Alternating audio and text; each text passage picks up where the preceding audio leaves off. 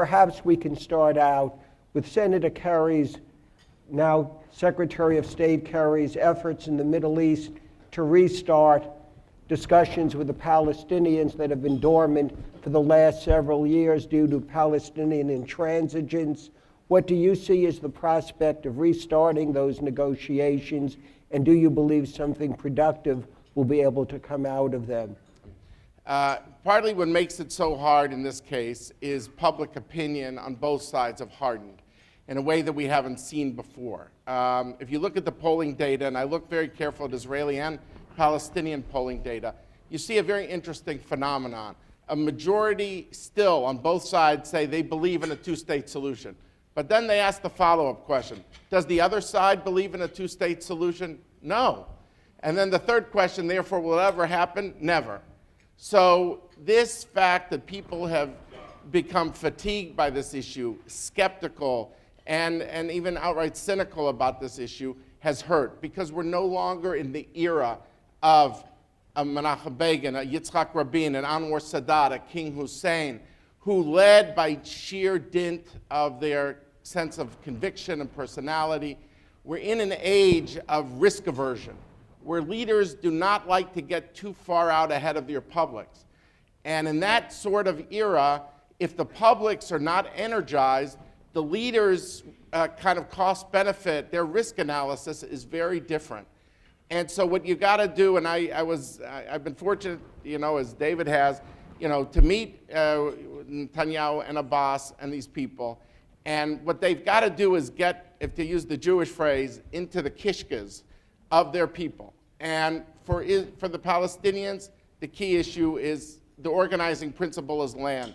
For Israel, it's acceptance and security. I said to President Abbas in his office in Ramallah, the Israelis feel they got out of Lebanon, they got rockets. They got out of Gaza, they got more rockets. So in their view, if you don't like the book in Gaza, you don't want to see the movie in the West Bank. And therefore, if people are to believe again, you have to deal with their narratives. I know your narrative is the land narrative. I've taken that seriously. I've done all these maps, which I don't want to bore you with. But the other narratives, I said the Jews also have a narrative. And their narrative is one of acceptance. And unless you could say that each side has a historical connection to this land, to this day, you're not going to energize that public on the other side. And I feel that that is kind of, Kerry's got to deal with the modalities, all the technicalities of getting the talks going, but at the same time, he's got to appeal to the publics that are skeptical, who don't believe anymore. And unless he somehow excites them or gets each leader to talk to the other public, I fear it's harder. What he's trying to do now, just to get on the technical side, what he's trying to do is, he calls it the homework phase, where he has gotten Abbas and Netanyahu to each say, Mr. Prime Minister, please don't engage in settlement activity. Mr. President, Mr. Abbas, please do not go to the United Nations. Both leaders have agreed to hold off, but that is until, I think Abbas said until June 7th, but that could go easily to September, till the UN convenes again. And the question is, so you avoid the slope downward, but the question is he able to then translate that? He's put in these sweeteners of trying to tell the Palestinians, I'm working on a $4 billion aid package to generate jobs for you in the West Bank. And you in Israel, I know you want broader acceptance of the Arab League. I've got them to reaffirm the idea of land exchanges, something that the Palestinians really accepted in the 1990s, but the Arab states have not. And the sense that if Israel takes a step toward the Palestinians, will you take a step towards Israel? That's what he's tried to do, to bring some sweeteners to the table. But ultimately, we're heading in, what he would like to see is a borders and security agreement that maybe doesn't solve all the problems, because whenever it's all or nothing in the Middle East, it's nothing. So Jerusalem and refugees are put to the side. It's a position that I've been advocating for. Once it was considered heretical, now it's the US government's policy. But the focus is to say, but Israel would say, how do I know what borders are going to be unless I know what the security is going to be? And the Palestinians will say, how do I know what the security is until I know what the borders are going to be? So what he's tried to do is now bring in General John Allen, who was a deputy commander of the CENTCOM, the leader of the Marine Corps, head of the forces in Afghanistan, a commander to be the new head of NATO, and is getting him to try to address some of the security concerns amid the hope that there's enough there to now do the deep dive on focus on borders and security. But in my view, without finding a way to animate the public and to get them to have some hope for the future, the leader's risk aversion calculation is going to mean that this thing doesn't go too far. So it's like, it's multiple levels of chess. You've got to deal with the leaders in quiet on all the technical points, but you've got to find a way to animate the publics as well, or I fear that the Secretary of State will not be successful. Thank you. David, would you like to add anything? I suffer from an intellectual schizophrenia. And the intellectual schizophrenia is that on the one hand, I firmly believe that Israel has most of the arguments on its side. That when we talk about the conflict, and we start, pick your starting point, 1947, whatever point you want to make, that Israel has, we have, those of us in the pro-Israel community, most of the compelling arguments on our side. I have no doubt. And when I was in high school, I was a debater. And I went to a school where debating was taken as seriously as football was in some Texas high schools. So my first instinct when I got into diplomacy and advocacy was to plunge in like a debater. For me to win, you have to lose. And in the Arab-Israeli debate, I think we can win. But that's not the object of the exercise. It may be for some, but I think they're misleading themselves. The object of the exercise, unlike my high school debating experience, is not to win a tournament as having the best arguments. The object of the exercise for anyone who deeply cares about Israel is to aspire to peace. And I can tell you, as many of you can tell me, all of the reasons why it may not happen. But I simply refuse to consign to 8 million Israelis, including some to whom my wife and I are related, her sisters, my daughter-in-law, and others, the prospect of permanent conflict. Because to allow that to happen, because we here believe that under no circumstances ever, because of our own argumentation, that peace will ever become possible, I fear that we may unwittingly contribute to a self-fulfilling prophecy. So I'm under no illusion about the difficulty of getting to peace. None of us can be. But we also need to constantly look for any opening, any potential change, somewhere. And you know, if you looked at the biography of Anwar Sadat, I would submit there was nothing in his biography that suggested that in 1977 he would board a plane and come, by the way, not to Tel Aviv, but to Jerusalem, and speak in the Knesset. He was a pro-Nazi, anti-Semitic Egyptian military commander. So again, under no illusion about the risks, the dangers, the threats, the challenges to the state of Israel, but at the same time, those of us who love Israel are obligated, I believe, to continue the search for peace and not to write off John Kerry and not to write off Tzipi Livni and not to write off the latest effort. It may or may not work, but we should not be the ones to condemn it even before it gets off the ground. You refer to the op-ed piece that you wrote in the Washington Post, and I'd like to read the title and then pose the question. Iran's nuclear games demand a tougher U.S. approach. Okay. I'm not a nuclear physicist, and I don't want people's eyes to glaze over. So I want to try to, though, make this accessible to people. Basically, the United States, along with the 5 permanent members of the Security Council, in total, plus 1, Germany, are engaged in these negotiations with Iran. They have not really gone anywhere, but they've been based on a more limited framework and a belief that if you could build some confidence in a limited fashion, you could somehow stop the clock towards Iran going nuclear. That's the hope. And if you remember, Bibi Netanyahu drew with a magic marker in New York City at the United Nations that famous red line of his. The good news that was out there is that Iran, according to the latest International Atomic Energy Agency, has, after these numbers have kept growing towards this red line, suddenly reversed. And they actually started reversing a month before Netanyahu drew the line, but they've continued. But basically the concept goes like this, that there are three, to build a bomb, you need three things. You need a missile, which they have. The Shahabs, very different missiles. Okay. Then there's the warhead that detonates it. And that is a needle in a haystack, which no one's ever going to find, in my view. Then the third thing is nuclear fuel. That's the long pole in the tent. And that is something that is verifiable right now. And Israel has said only, and the United States has only said good things about the International Atomic Energy Agency, IAEA, in terms of going to to a mountain every 2 weeks and going to the Natanz Center as where they enrich the nuclear fuel. You spin it up with these machines.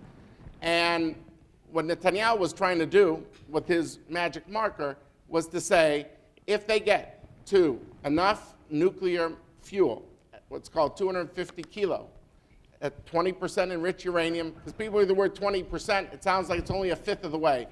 But in this case, if they get enough, they go from reactor-grade fuel to weapons-grade fuel within 30 to 40 days. And we write this in the Washington Post. And so the fear is, if they hit that red line, so to speak, it's a hop, skip, and a jump to being able to what's called a nuclear breakout, which is to go from the reactor-grade fuel at low enriched levels to the high enriched, which is the weapons grade, and within 30 to 40 days. And that's like a veritable blink of the eye, 30 to 40 days, because God forbid the United States and others, we could have other crises going on in the world, in Benghazi and Boston, who knows where, when we're not looking and Iran makes that dash. So the US effort has been, and it even predated Netanyahu, to try to cap this at that red line of 20%. So Iran doesn't make that able to break out. Okay, I'm sorry I had to bring in all these terms, but it's important that you get that in understanding what we're calling for. You asked in the op-ed. We're saying is that approach, a limited focus in return for limited sanctions relief, isn't going to work, because for a few reasons. One, Iran, we think, has become more skilled in manipulating the red line to its advantage, to circumventing it. They've taken the uranium gas and they've converted it into oxide powder. So they said, we haven't hit the 250 ceiling, the 250 kilo ceiling of Netanyahu. They don't admit it's Netanyahu's line. And, but they're also, though, able to reconvert the same powder back into gas and to circumvent it at the time of their choosing. If this wasn't bad enough, there's 4 bombs worth of what we call low-enriched uranium, which you should say, who cares if it's low-enriched, that's good. But they have a new generation of centrifuges, the IR2s, which are able to spin up within 3 to 5 weeks this 4 bombs worth of fuel to that same level. So in other words, it's not enough to focus just on the 20%. Iran has become more adroit in being able to circumvent that number. And some believe they have passed it. I don't know if they've passed it, but I think they're capable of going beyond the red line in a clever kind of way. So what Dennis and I tried to call for in the Washington Post yesterday is to say, let's take a step back here. If the limited for limited approach has not succeeded, maybe we got to think bigger. Maybe we got to be more comprehensive. And that's certainly the view of Israel, which says the world has had unprecedented sanctions on this country. Iran has had its oil cut by 1 million barrels a day. Its inflation is running way over 50%. The rial has been devalued. That's the Iranian currency. And I could give you a lot of statistics of where Iran is hurting. But it hasn't stopped their program. What we're calling for is to say is they're having their elections, so-called elections, in June. I say so-called because they've disqualified any candidates that doesn't have the Ayatollah's blessing. So the last time they brought 2 million people to the streets, you could critique whether the U.S. did enough after that. We don't know how the crowd's going to react to this time if it's fixed again, but now there's not even moderate candidates to fix it against. But our point is the time is running out. Let's think bigger. Let's go beyond the limited for limited approach. Let's think comprehensive approach, and utilize the leverage of the international sanctions and tell Iran, here, we don't want you to leave 4 bombs on the table. We're concerned about those 4 bombs too. We want to take it all away. You want civilian nuclear power? These are the restrictions the United States can live with. We've been hearing what Iran can live with for a long time. This is what America and the P5+1 can live with. And if you can accept that, then the P5+1 will lift the sanctions. But if you can't accept it, we will expose you politically in front of the world and say, you say it's all about civilian power? Well, here, we've offered you civilian domestic power. You've rejected it. And to try to rally the world around a plan B. But the only way to rally the world around a plan B is if the world knows that you have made every effort possible on plan A. So going comprehensive is a way of saying, if you could cut a deal, great, as long as Ronald Reagan said, it's verifiable. Trust but verify. But if we cannot get to plan A, and no one wants conflict, everyone would like to see this resolved diplomatically, but if it's got to go that way, the world has to know that you went that final mile. You tried to go big with Iran. It was Iran that turned it down, and then use that as the organizing principle, because if the President of the United States is serious when he says, I don't bluff, I mean when I say we got to prevent Iran from going nuclear, because Iran with a bomb means an arms race in the Middle East. This isn't Israel talking, this is the President of the United States. In Egypt and Saudi Arabia and Turkey, it means proliferation to non-state actors like Hezbollah. It means the price of oil will change, and I've talked to 2 foreign ministers, I'm sure, in the Persian Gulf, I'm sure David has as well, saying that they will, if you think the price of oil is high now, wait till Iran gets the bomb, they tell me. They will dominate the price of oil in the Gulf, they will control it, and they will dominate us too. So for all these factors, we cannot live with containment. Maybe containment that you can live with a bomb, work with the Soviets. They were atheists. They weren't mullahs and ayatollahs. But even if you assume that the ayatollahs are rational actors, that doesn't mean they're necessarily reasonable ones.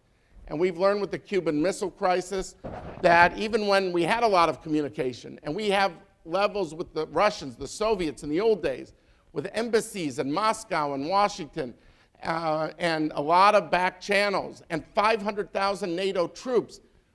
Read Robert McNamara, how close we came to miscalculating that one. And we don't have any of that infrastructure, not embassies, not 500,000 troops, nothing like that as a tripwire. We don't have anything like that on Iran. So all this is a preface to saying that the president has said we can't live with the containment approach that worked in the Cold War. We have to prevent them. And he says, I'm not a bluffer.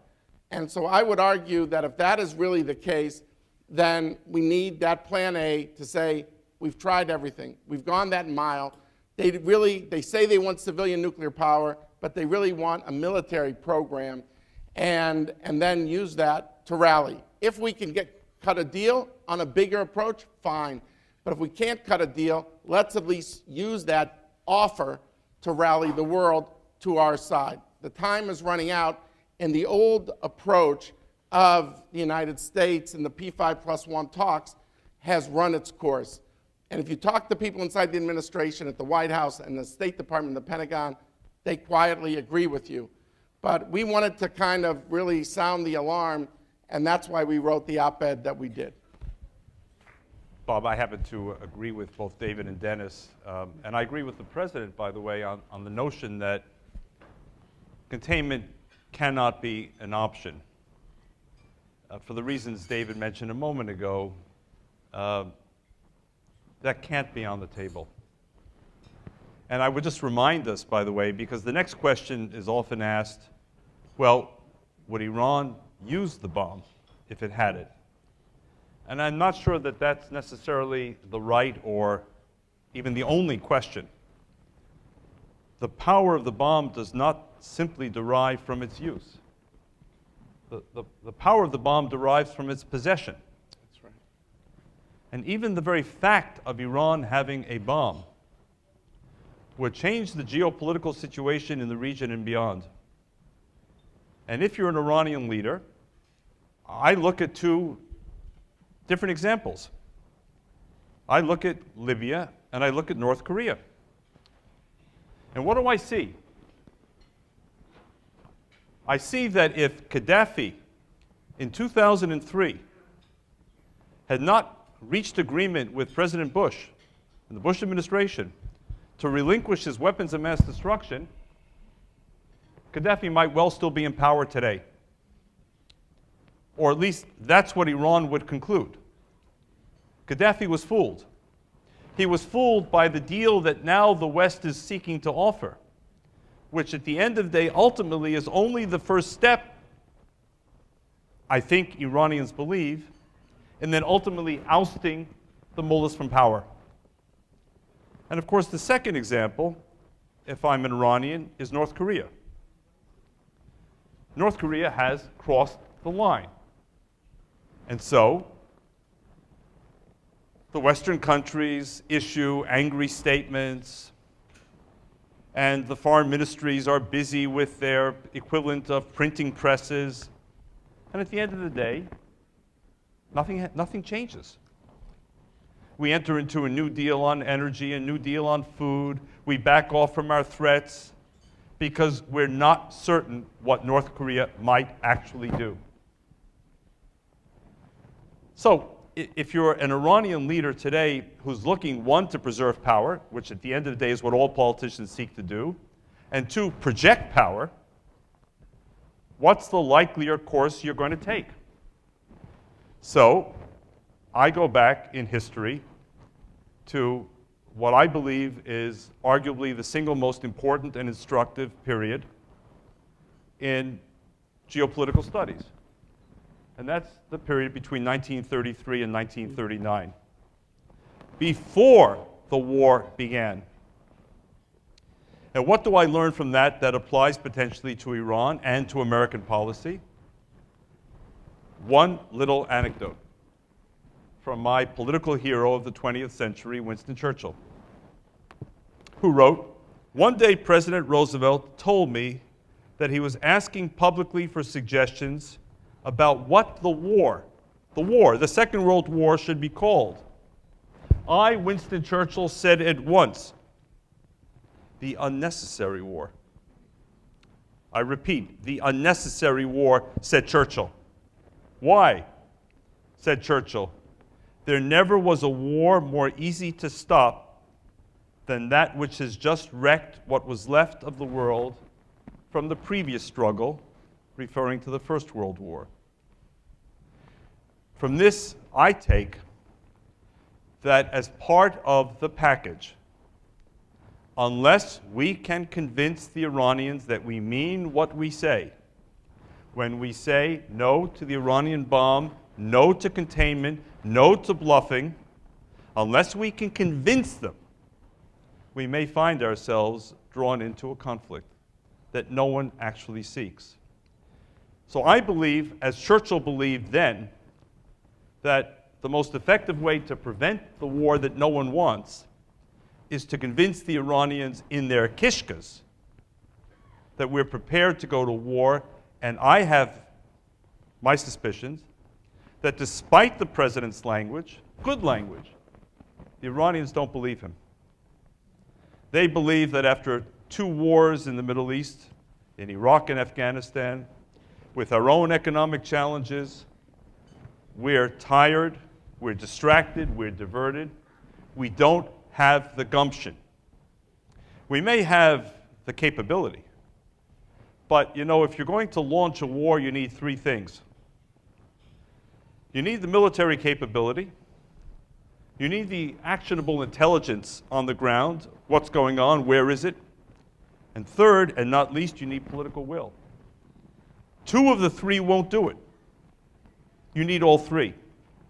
I believe that the American strategy must step up the ability to persuade the Iranians that we have and we mean what we say on all 3 fronts. Thank you. We should be humble in the United States that we have not always been successful. As David said about North Korea, we were successful in Libya, but when it came to Pakistan and when it came to North Korea, our approach was too early, oops, too late. And what Jewish history, I think, teaches you is you cannot afford to be too late. And that's why there's such a laser focus. It's not just about Israel, but Israel's the only country whose very existence is being attacked. No one else is being told they'll be wiped off the map. And whoever wants to tell you it's a rhetorical flourish, read what the Ayatollah just said, a year ago when he said this is a cancerous tumor that will be cut soon. And what the chief of staff of the Iranian military said about how committed he is to Israel's full annihilation. So you can't slice it too thin. But David's point is very accurate. The only question is not just do they push the button or not push the button. Of course, Israel does not want to live in the shadow of will they or won't they. But beyond that, there is the question of the changes of a nuclear arms race in the most dangerous region, the chances of proliferation to non-state actors like Hezbollah, the domination of the Gulf, the price of oil, the Gulf states means that Iran with a bomb really is a profound change in the balance of power of this region that will clearly intimidate moderates and embolden extremists. And it's that change, profound change in the balance of power, beyond will they push the button or not, that has people very focused in Washington and Jerusalem and around the world. I think you get a sense, and we've only posed 2 questions in our 40 minutes, the complexity of the issues that the Israeli leadership, Prime Minister Netanyahu, have to deal with every day. And that's without touching on the chaos in Syria, the Muslim Brotherhood in Egypt, what's occurring in Jordan with a flood of refugees, Hezbollah's actions in intervening in the conflict in Syria. And I just want to thank both of our speakers for their insights and adroitness in addressing complex, nuanced issues and giving you a perspective, which is what AJC is all about. It's nuanced diplomacy, it's meeting and engaging world leaders, and tonight you've seen it exhibited. Thank you very much.